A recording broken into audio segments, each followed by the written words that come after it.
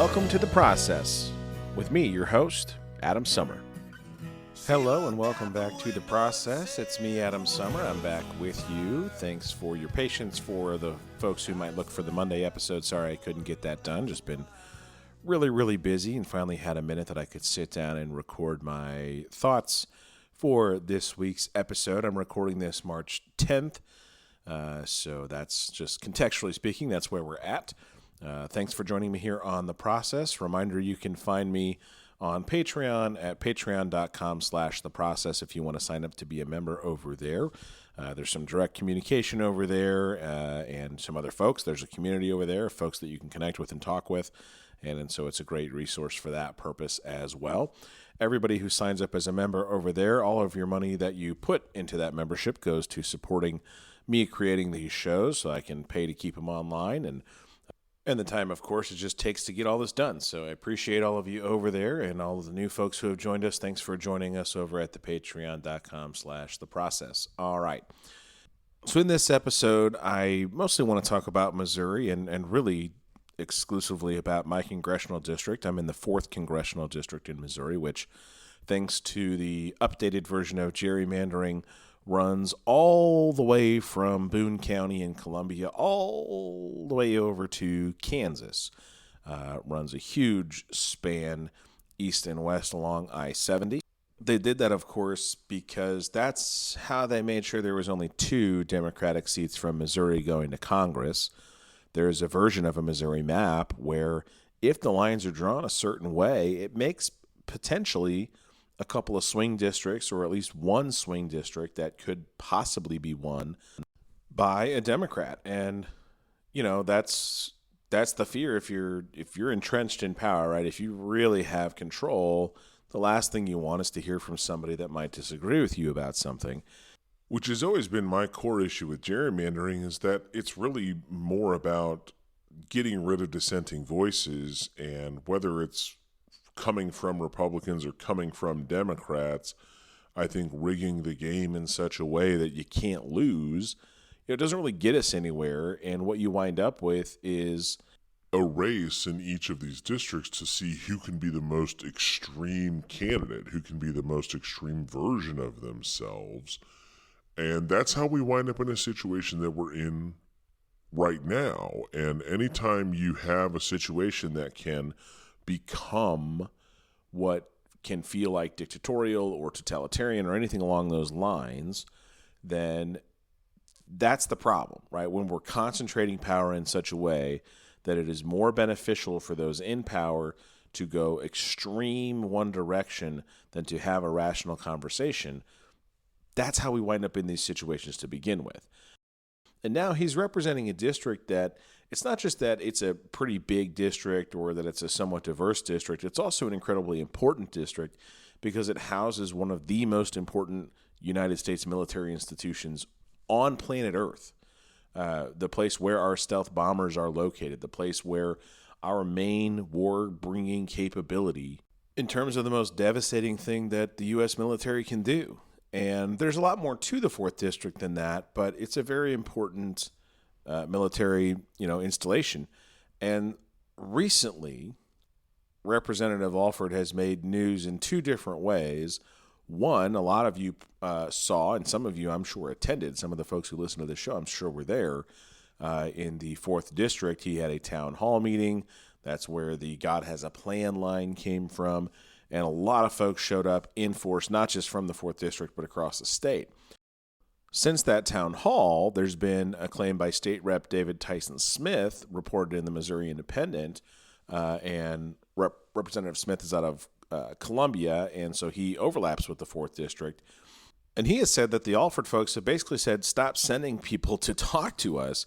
And they have said they've sent a VA employee because there's a major issue with the way that the Trump administration and the Republicans in Congress are approaching Veterans Administration and veterans benefits.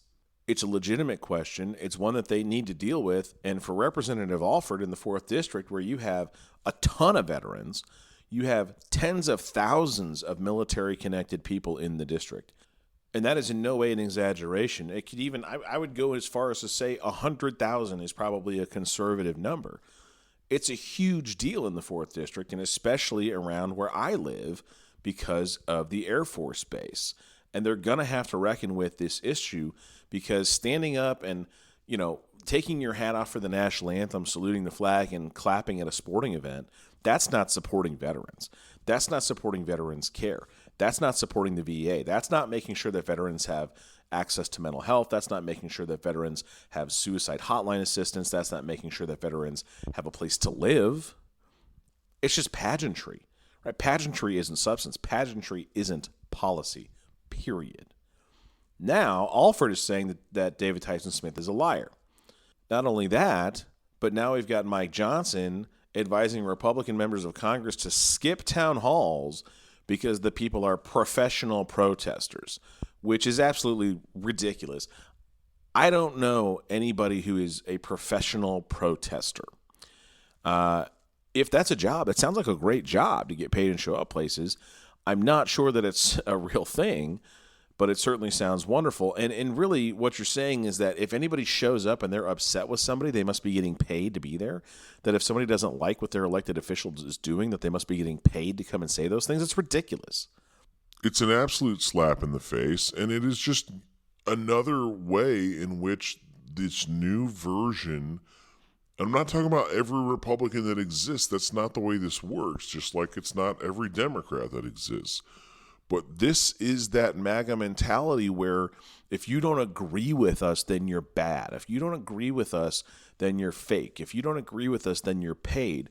And that's crap. It's a load of crap, this idea of professional protesters.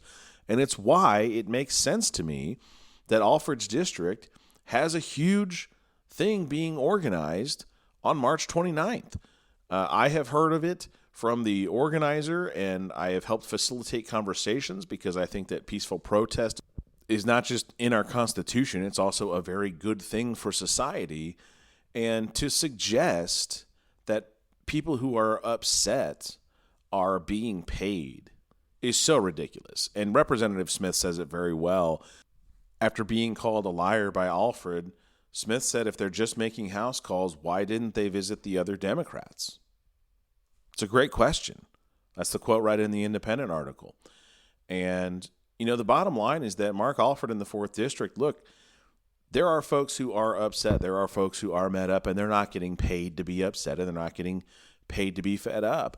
And they are talking about all showing up in the 4th District for a demonstration on March 29th. I have been told about it some time ago. I have shared that information. I'll continue to share that information. I think that the First Amendment is vital to our ability as a society to move forward and to hold on to this, this democratic republic that we have. If we're going to make it, the First Amendment is key. And Warrensburg's right in the center of the 4th District. It's Alford's backyard. That's where people can show up. I'm told noon on March 29th in the 4th District. And it's a message that can be sent loud and clear to Representative Alford that this isn't just some ploy. This isn't people getting paid to protest. This is the people. This is the people standing up and saying it's time to listen to what we're actually saying, because it is so easy to disregard all of it and say we're going to do whatever we want and ignore the voice of the people. But Vox Populi, Vox Dei, the voice of the people is the voice of God, and that's the bottom line when it comes to this stuff. So Representative Alford, he can talk a big game. He can put on a cowboy hat and he can pretend, because he used to be on TV, so he does a pretty good job pretending he's the country. But if he's a man of his word, if he's really somebody who's willing to listen to the people, if he's really somebody who cares about what's going on, where's he going to be on March 29th? It's a Saturday. He could make it. He could send some folks. I anticipate there's going to be a coalition of folks from all walks, not just Democrats, but people who are dissatisfied, people who are seeing right now that what they were told they were going to get is not what they are getting, that they were sold a bill of goods, because that's the biggest issue that's going on. We have folks who are getting discarded. We have veterans who are going to go without care. We have veterans benefits that are going to be harder to administer. We're going to make it more difficult for the folks who swore an oath, who pledged their life, who were willing to give up their own freedom, their own life, their own liberty to serve their country. Or we're going to tell them, too bad, so sad, but don't worry because God has a plan. We're not going to help them. We're just going to tell them that we're praying for them. That's it. That's what our federal government's going to do, Representative Alford. That's your plan? To just sit back and hope and pray and things will just sort themselves out? It's crazy. Representative Smith is not the kind of person that's going to go off half-cocked. He's not an amateur. He's been doing this for a while. In fact, he's been around longer than Alford has. State level versus federal, sure. But Representative Smith knows what he's doing. I doubt he's making stuff up. He's not the one claiming that people are paid to protest. That's you, Representative Alford. So I'd love to see you there on March 29th. I plan to be there to see what's going on. I'm sure a lot of you are going to be there too. And if you can make it, that would be wonderful. And if you know anybody who's writing paychecks for it, hey, let them know. Obviously, that's ridiculous. But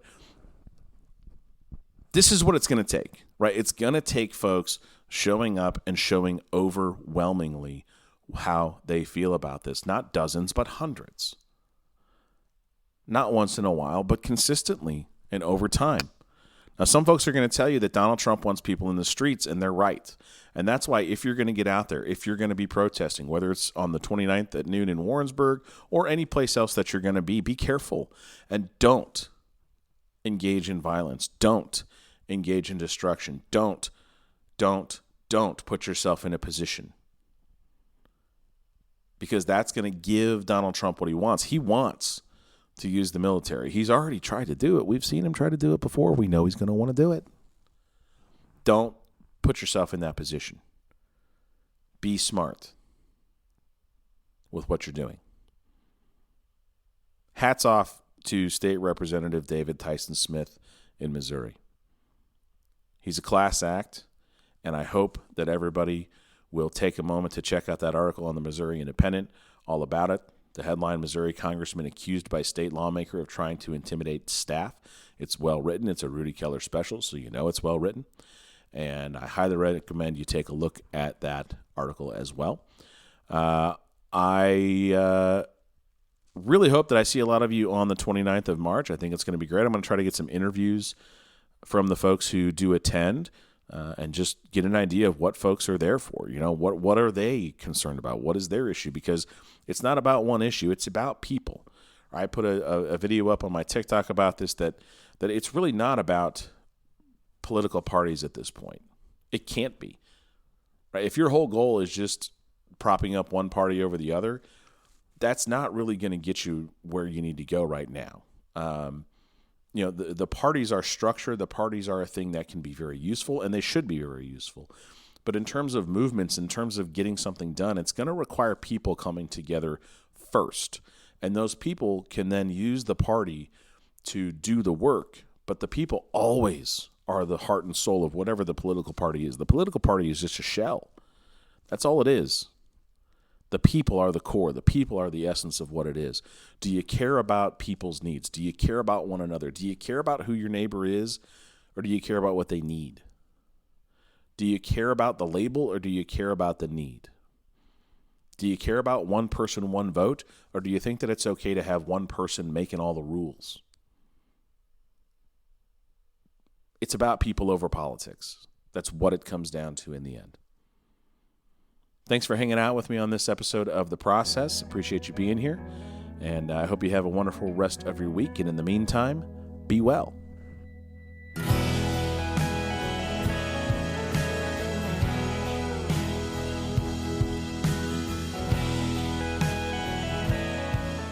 The Process is made possible by listener support through Patreon.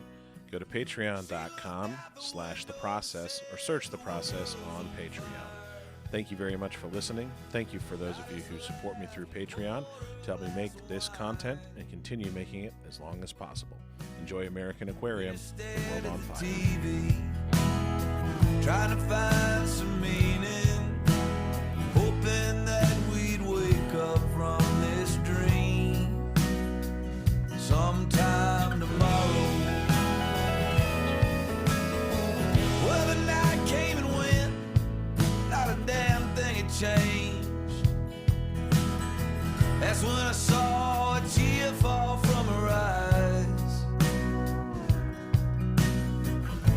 said, what are we gonna do?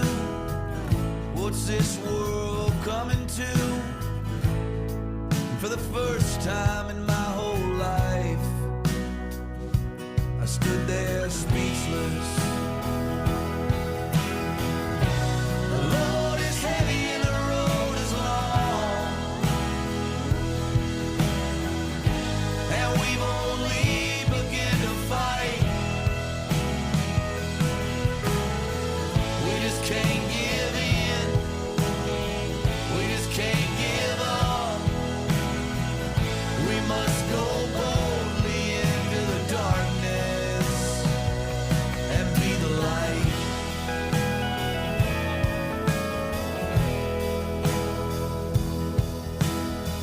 So I packed up my car and went looking for answers to the questions weighing on my mind. When did the land of the free become the home of the afraid? Afraid of the world, afraid of the truth, afraid of each other. This ain't the country my grandfather fought for, but I still see the hate he fought against. Give rest to the tired, give mercy to the poor, give warmth to the huddled masses, and I'll show you freedom. The load is heavy and the road is long, and we've only begun to fight. We just can't give in. We just can't give up. We must go boldly into the darkness and be the light.